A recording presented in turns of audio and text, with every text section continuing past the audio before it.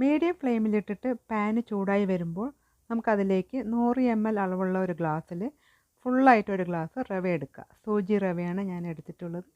ഇതിലേക്ക് ചേർത്ത് കൊടുത്തിട്ട് 2 മിനിറ്റ് ഒന്ന് നമുക്ക് ചൂടാക്കിയെടുക്കാം. മീഡിയം ഫ്ലെയിമിൽ തന്നെ ഇട്ട് കൊടുക്കുക. എന്നിട്ട് 2 മിനിറ്റ് ചൂടാക്കിയാൽ മതി കേട്ടോ. അടിയൊന്നും കരിഞ്ഞു പോവാതെ സ്ലോ ആയിട്ട് ഇതുപോലെ ഇളക്കി കൊടുത്തിട്ട് നമുക്ക് ചൂടാക്കിയെടുക്കാം. 2 മിനിറ്റ് ഞാനിവിടെ ഇളക്കി കൊടുത്തിട്ടുള്ളൂ. അപ്പോഴേക്ക് നമ്മുടെ റവ നല്ലപോലെ ചൂടായിട്ടുണ്ട്. ഇനി നമുക്കതിനെ ഒരു പാത്രത്തിലേക്ക് മാറ്റി വയ്ക്കാം. പാനിലുള്ള പൊടിയൊക്കെ ഒരു കിച്ചൺ ടവൽ ഉപയോഗിച്ചിട്ട് ഇതുപോലെ ഒന്ന് തട്ടിയിട്ട് അതിലേക്ക് ഇതിനെ ചേർത്ത് കൊടുക്കാം. ഈ പാനിൽ തന്നെയാണ് നമ്മൾ ഉപ്പുമാവ് തയ്യാറാക്കിയെടുക്കുന്നത്. ഇനി അതിലേക്ക് 2 ടേബിൾ സ്പൂൺ ഓയിൽ ചേർത്ത് കൊടുക്കാം. ഏത് ഓയിൽ വേണമെങ്കിലും ചേർക്കാം. ഞാനിവിടെ വെളിച്ചെണ്ണയാണ് ചേർത്തിട്ടുള്ളത്. ഒരു ചെറിയ സവാളയുടെ പകുതി നമുക്ക് ചെറുതായിട്ടൊന്ന് മുറിച്ച് നേരത്തെ തന്നെ മാറ്റി വയ്ക്കണം. എണ്ണ ചൂടായി വരുമ്പോൾ നമുക്കതിലേക്ക് 1/4 ടീസ്പൂൺ കടുക് ചേർത്ത് കൊടുക്കാം. കടുകൊക്കെ ഒന്ന് പൊട്ടി വരുന്ന സമയത്ത് 1 ടേബിൾ സ്പൂൺ കടലപ്പരിപ്പ് ഇതിലേക്ക് ചേർത്ത് കൊടുക്കാം. ലോ ഫ്ലെയിമിൽ തന്നെ ഇപ്പോൾ ഇട്ട് കൊടുക്കണം, അല്ലെങ്കിൽ അത് കരിഞ്ഞു പോകും. ഇനി നന്നായിട്ടൊന്ന് ഇളക്കി കൊടുത്ത ശേഷം നമുക്കതിലേക്ക് കറിവേപ്പില ചേർക്കാം. പിന്നെ 2-3 പച്ചമുളക് കീറിയതൊന്ന് ചേർത്ത് കൊടുക്കാം. ഇനി നമ്മൾ അരിഞ്ഞു വെച്ചിട്ടുള്ള സവാള അതിലേക്ക് ചേർക്കാം. ഇനി നമുക്ക് മീഡിയം ഫ്ലെയിമിലിട്ട ശേഷം സവാളയൊക്കെ ഒന്ന് വഴന്ന് വരുന്നവരെ ഒന്ന് ഇളക്കി കൊടുക്കാം.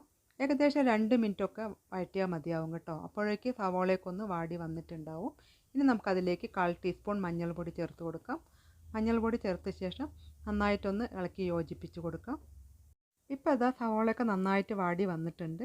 ഇനി നമുക്കതിലേക്ക് വെള്ളം ചേർത്ത് കൊടുക്കണം. നമ്മൾ ഏത് ഗ്ലാസ് കൊണ്ടാണോ റവ എടുത്തിട്ടുള്ളത് അതേ ഗ്ലാസ് കൊണ്ട് 3 ഗ്ലാസ് വെള്ളം ഇതിലേക്ക് അങ്ങ് ചേർത്ത് കൊടുക്കാം.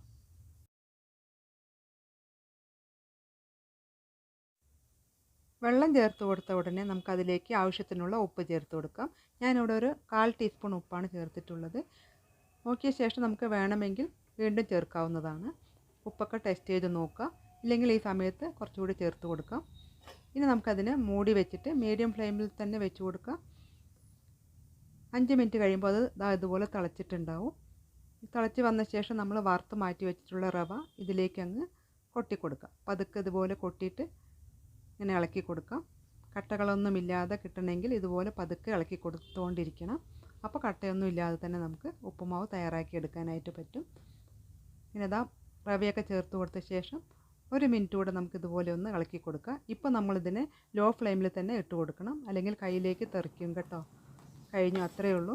ഇനി നമുക്കിതിനെ സ്റ്റൗ ഓഫാക്കിയ ശേഷം മൂടി വെച്ചിട്ട് 1 മിനിറ്റ് നമുക്ക് റെസ്റ്റ് ചെയ്യാനായിട്ട് മാറ്റി വയ്ക്കാം. ഇതാ 1 മിനിറ്റിന് ശേഷം നമ്മളുടെ സിമ്പിളായിട്ടുള്ള ഉപ്പുമാവ് റെഡി ആയിട്ടുണ്ട്.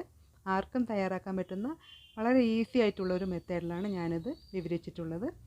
ഇഷ്ടപ്പെടുവാണെങ്കിൽ ഒന്ന് ലൈക്ക് ചെയ്യണേ. അടുത്ത പുതിയൊരു വീഡിയോ ആയിട്ട് വീണ്ടും വരാം. താങ്ക്